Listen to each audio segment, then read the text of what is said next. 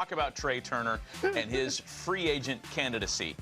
We tried to draw a connection to the Phillies really early this free agent offseason. Is it as strong as it was then? Could they be considered, I guess, the leaders to sign Trea Turner? Yes, Matt. I think right now the Phillies are viewed as the favorites. There are other teams involved, certainly, but the fit for Philadelphia is there. They are in a situation where they just made it to the World Series. They might be one player away from being able to win it all in 2023. And Trea Turner, said by many to have a preference to play for a team that trains in Florida. Of course, he's a native Floridian, a very close friend of Bryce Harper's. Began his career in the National League East with the Nationals, won a World Series championship there with the Nats. You see what a dynamic talent he is. And he is due to get a long-term deal. You know how guys look like certain teams? Yeah, you're right. And I'll say this. He is probably headed for an average annual value in excess of $30 million a year. He is headed to that area from a lot of the projections that are out there.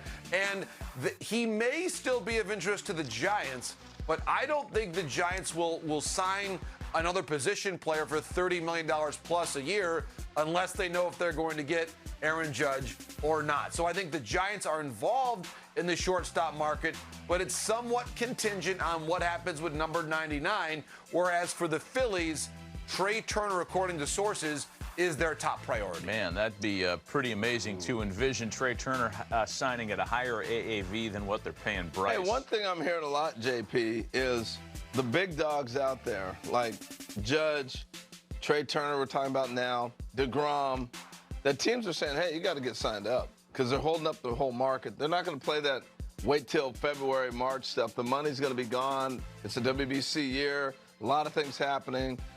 We may see a flood of these guys sign at the winter meetings just to get them off the board and get the market going. Are you hearing that? I am, Harold. I am. And let's remember this. We have not had the winter meetings since 2019. And that was the last time that we had a real flurry of signings around this time of year, the early part of December. And that was the winter meetings where Strasburg, Rendon, Cole all signed in a span of about 48 hours at the winter meetings, which back then were at the same place they're going to be next week in San Diego. And I think when you consider the dynamics of this marketplace, Judge, to me, is likely a Yankees or Giants decision.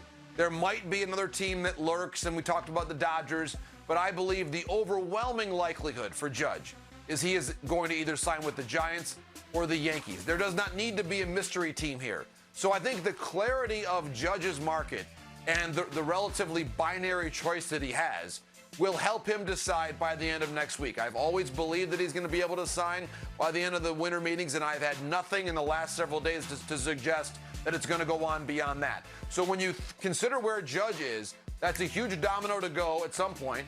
And I also believe that with both Verlander and DeGrom, we're not talking about a 7-year deal here. It's going to be a shorter deal, high AAV. That is another deal that there really is no reason that it has to go beyond the end of next week. So I think, Harold, you're exactly right.